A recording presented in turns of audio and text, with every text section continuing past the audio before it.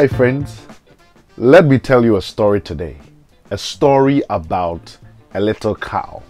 Now the first time I heard this story, it was from the lips of a millionaire. Actually the first millionaire I met in person and shook hands with.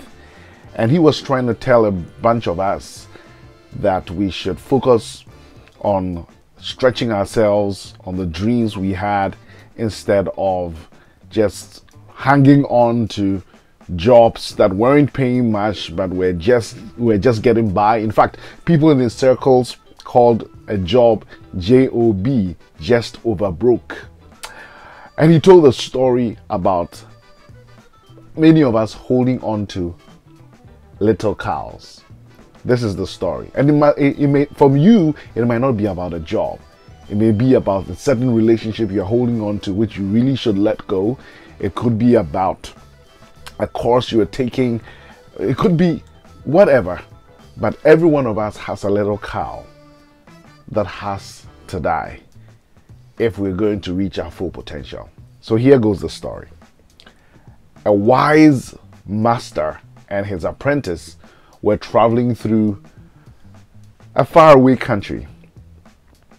Now, as they went through the valley, they came across a little farmland with this disheveled shack, dilapidated, tiny shack on this small piece of farmland.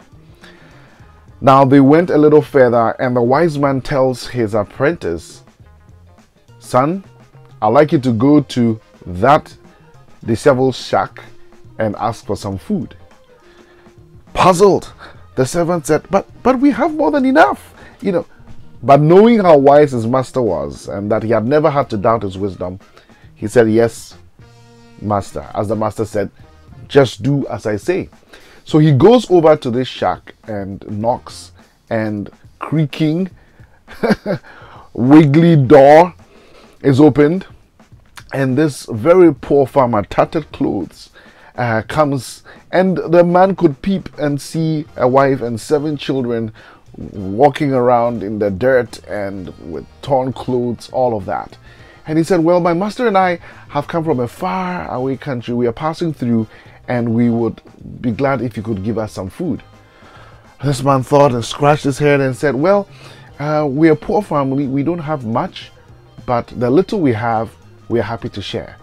So he gave this man just a tiny piece of bread and a slice of cheese, and said, "Yeah, here, we are happy to share what we have with you. We are poor, we're extremely poor. But in spite of that poverty, what gets us by is this little cow that we have. This cow provides us with milk to survive on, and we're able to make some cheese. We're able to sell a bit of the cheese to make a bit of money to buy things like bread. This little cow has been a real blessing. It's not enough, but we get by." So the master said, "Thank you very much in spite of your difficulties," the apprentice, "Thank you very much in spite of your hardship, your difficulties. You've given us something. Be blessed." So he leaves. Now he goes back to the master, and master is impressed by the generosity of this poor family, but at the same time he's deeply depressed about their state, their socioeconomic state. So he says to the apprentice, "One more thing to do before we leave this town. Go back to that shack and go and get the cow." the apprentice said, what are you talking about? Go and get that's their life. That's their livelihood. Go and do as I say. So this servant, who has learned to trust his master over many years, decides to go and get the cow. So he goes, not knowing what the master was going to do with the cow, right? Maybe he's going to do a miracle, whatever, but brings this little scrawny cow back. And the master says, "You see those cliffs out there, out yonder? Look for the highest peak and drop the cow." "What? Look for you can't be." Again, "Do as I say." Wow, quite reluctantly, but still trusting, this servant goes and drops the cow. They continue their journey. But as the years passed, the guilt will not go out. It just won't go away. This servant, this apprentice felt so bad about what had possibly happened to this family whose sole dependence was this little cow. Fast forward, many years later, he decides to go back that way and find out what had happened to this little family, this little poor family in a disabled shack.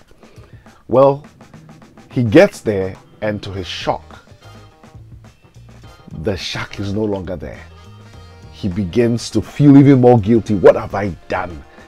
This family must have been moved away, sold into slavery, or their land taken over, or whatever. Oh my. Instead of the shack, there is a huge villa.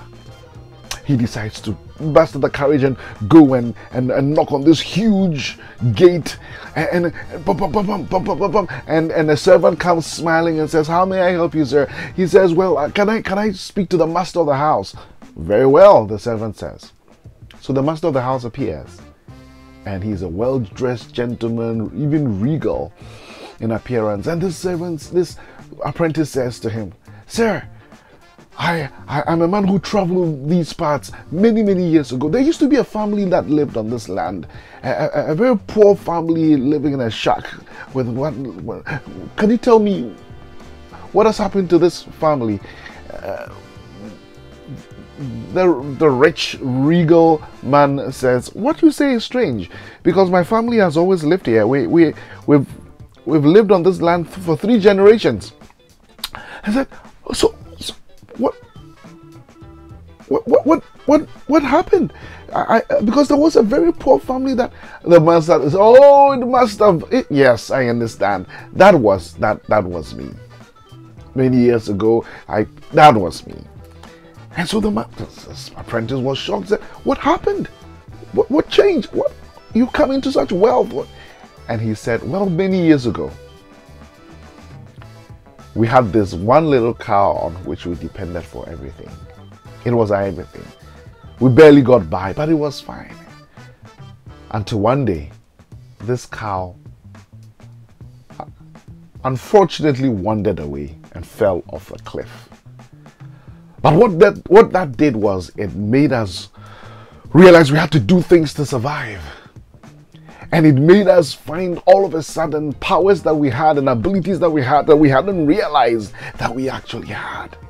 And so we started working hard, being entrepreneurial, doing this, doing that, and here we are today. I'm all grown now, and this is my estate. But guess what? All my children have their own estates. They've moved out. God moves in mysterious ways. The death of that cow has brought us such wealth and prosperity. Oh my, this servant, this apprentice was so relieved. This wise master knew exactly what he was doing. My friends, I don't know what this means to you, but you must have a little cow in your life. Something you're holding on to because that's what you know. You probably have heard it said before that a lot of times the enemy of the best is the good. Think about your life. Is there something that is a little cow you're holding on to? It may be time to kill that little cow so that you can actually walk into your true, full, flourishing, prosperous destiny.